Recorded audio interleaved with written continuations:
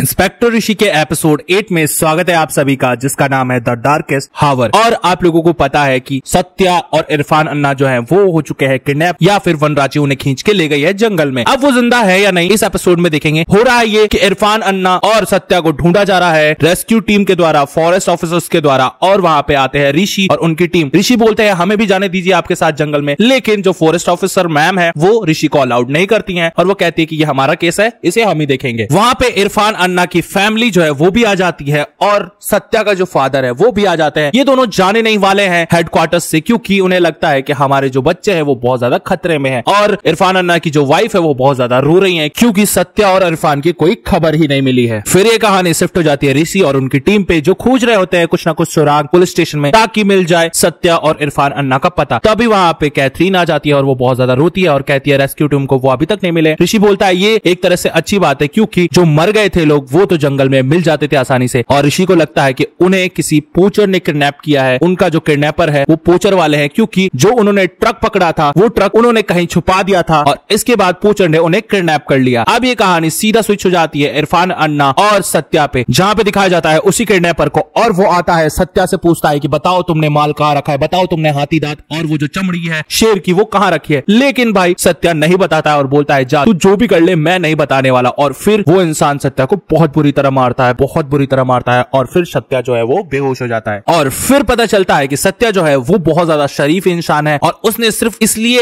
ये सब माल छुपाया था ताकि वो सही पोचर तक पहुंच सके और उसको पकड़ के हिरासत में ले सके। इधर ऋषि और आयनार जो है वो पता लगा रहे हैं कि सत्या को उन लोगों ने कहां छुपाया। अब सत्या ने जिस पोचर को पकड़ा था उससे ऋषि पूछताछ करते हैं और फिर पता चलता है कि वो किसी को भी नहीं जानता है और ना ही उन लोगों का पता जानता है, क्योंकि वो सिर्फ एक मौरा है। क्योंकि ये जो मार्केट है वो बहुत ज्यादा बड़ा है और ये सिर्फ एक प्यादे हैं जिनका यूज किया जाता है माल को इधर से उधर करने में। तब ऋषि बोलता है कि कुछ तो पता होगा तुझे। तब वो आदमी बताता है कि एक मार्केट में बंदा मिलेगा जो मुझे सारे इंस्ट्रक्शन देता था और बताता था कि माल किधर से कहां पहुंचाना है। और इसके बाद ये लोग आ जाते हैं मार्केट में और पूछताछ चालू कर देते हैं उस बंदे के बारे में, लेकिन किसी को भी वो बंदा नहीं मिल रहा होता है। और इधर कैथरीन, ऋषि, आयनार और चित्रा जो है मोबाइल फोन में उसकी फोटो ले लेके घूम रहे होते हैं और पूछ रहे होते हैं लोगों से कि इसको कहीं देखा है क्या, लेकिन किसी ने भी उस इंसान को नहीं देखा होता है। देन तभी दिखाया जाता है चित्रा जो है वो बहुत ज्यादा परेशान है, क्योंकि उसकी जो दोस्त है हीरा वो फोन नहीं उठा रही है। अब वो उससे कहती है कि एक बार फोन तो करो मुझे। तब आयनार ये बात देख लेता है और चित्रा आके कार में बैठ जाती है। आयनार जो है चित्रा से पूछता है कि तेरे पास क्या प्रॉब्लम हो रही है तेरी लाइफ में, तो मुझसे शेयर कर। और वो देखता है कि चित्रा ने अपनी हाथ की कलाई काट ली है। अब आयनार बहुत ज्यादा गुस्सा होता है और कहता है कि तू हाथ की कलाई क्यों काट रही है, तू अपने आप को दुख देगी तो इससे क्या होगा, तेरी लाइफ में सब कुछ सही हो जाएगा, देख मैं तेरा दोस्त हूं ना। लेकिन चित्रा बोलती है तू नहीं समझेगा और बहुत ज्यादा रोने लग जाती है, क्योंकि चित्रा नहीं बताना चाहती है कि उसके दिल में लड़कियों के लिए फीलिंग्स है। अब भाई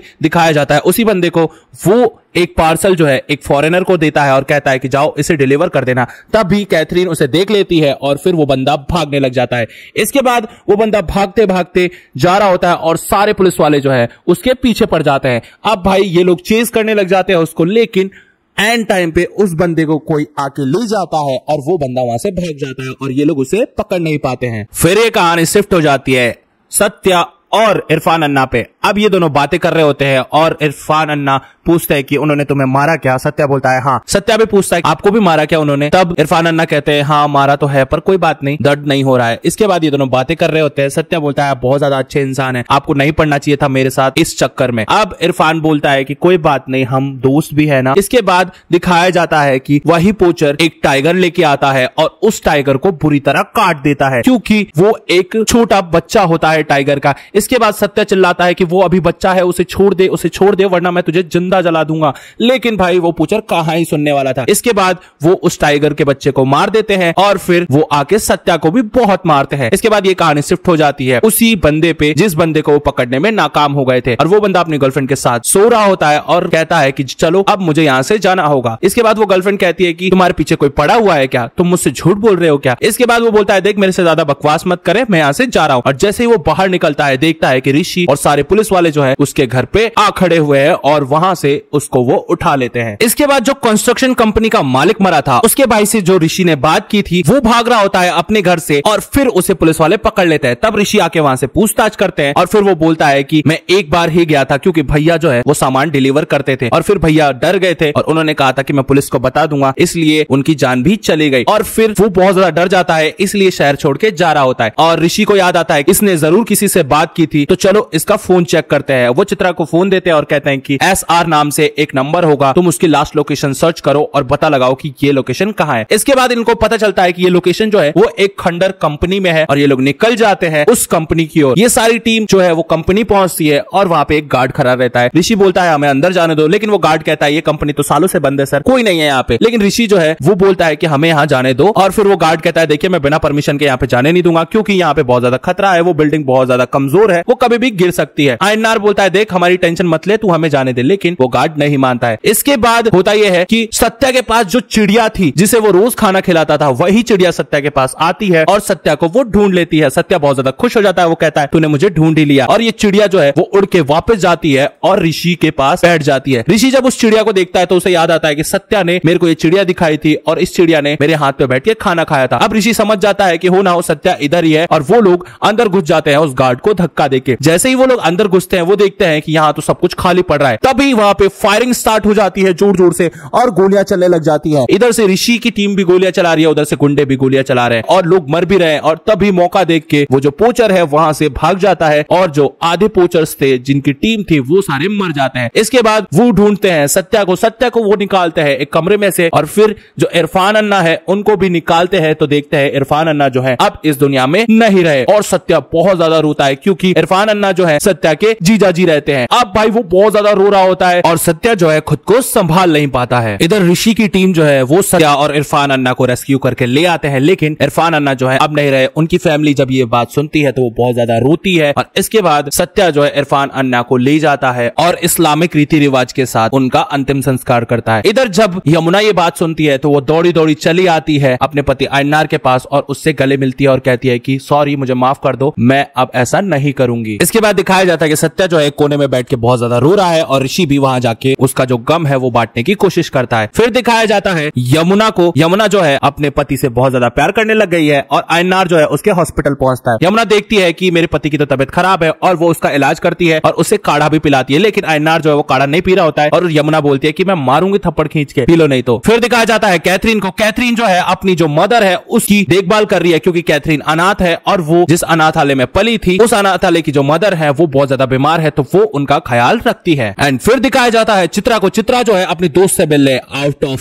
स्टेट जाती है और देखती है कि मेरी जो दोस्त है हीरा उसकी शादी हो रही है। इसके बाद वो आती है और कहती है कि तुमने मुझे धोखा क्यों दिया। अब भाई हीरा बोलती है कि हमारे प्यार को कोई नहीं समझेगा और जब मैंने पापा को ये बात बताई तो वो मेरी डायरेक्ट शादी करवा रहे हैं, मैं क्या करूं। और ये दोनों बहुत ज्यादा रोने लग जाते हैं। इसके बाद हीरा कहती है मैं तुमसे अलग नहीं होना चाहती हूँ लेकिन क्या करूं ये समाज हमें जीने नहीं देगा। और चित्रा और हीरा बहुत ज्यादा रो रहे होते हैं आपस में मिलके। फिर सीन चेंज हो जाता है। दिखाया जाता है कैथरीन को जो बहुत ज्यादा खूबसूरत दिख रही होती है और फिर ऋषि जब तैयार होकर बाहर निकलता है तो वो कैथरीन को देखता है। कैथरीन पूछती है कि आप मेरे साथ चर्च चलेंगे और ऋषि जो है वो उसके साथ चर्च जाता है। इसके बाद कैथरीन पूछती है कि आइए मेरे साथ प्रेयर कीजिए और ऋषि वहां बैठ के प्रेयर करता है और कैथरीन ऋषि को कहती है कि बताओ अब वीजी आपको दिख रही है और ऋषि बोलता है नहीं मेरे को वीजी अब नहीं दिख रही है। फिर कहानी शिफ्ट हो जाती है हेडक्वार्टर्स में जहां पे ऋषि को डांट पड़ती है क्योंकि वो केसेस जो है वो सॉल्व करने में बहुत ज्यादा टाइम ले रहा है और इस केस की जो गुत्थी है वो अभी तक वो सुलझा नहीं पा रहा है क्योंकि वो बहुत ज्यादा ब्रिलियंट ऑफिसर है और उसको ये काम इसलिए दिया गया था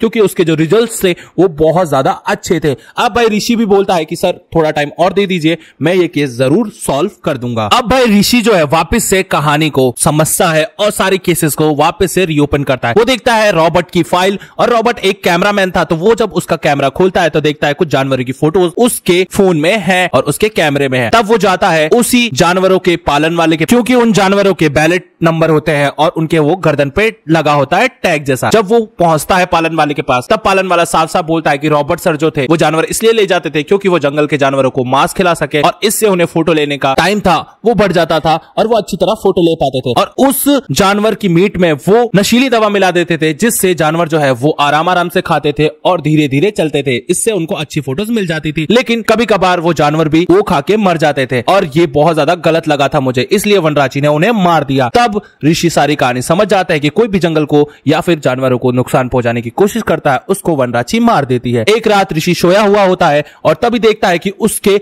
घर के बाहर वही कीड़े जो ककून बनाते हैं वो भटक रहे हैं और ऋषि अपने गेट खोलता है, उन कीड़ों को मारता है और फिर वो देखने लग जाता है ये कोई जरूर है मेरे घर के आसपास। वो जाता है भागते भागते भागते भागते जंगल में घुस जाता है, लेकिन जंगल में भी उसे कुछ नहीं मिलता है। इसके बाद ये 8 एपिसोड जो है यहीं खत्म हो जाता है। तो क्या लगता है ऋषि मर गया या जिंदा है, ये आपको 9th एपिसोड में पता चलेगा। वीडियो अच्छी लगी हो तो प्लीज इसे लाइक कर दीजिए, चैनल को कर दीजिए सब्सक्राइब और कमेंट करके बताइए कि ये सीरीज आपको कैसी लग रही है। तब तक के लिए मिलूंगा नेक्स्ट वीडियो में। Tata bye bye, see you.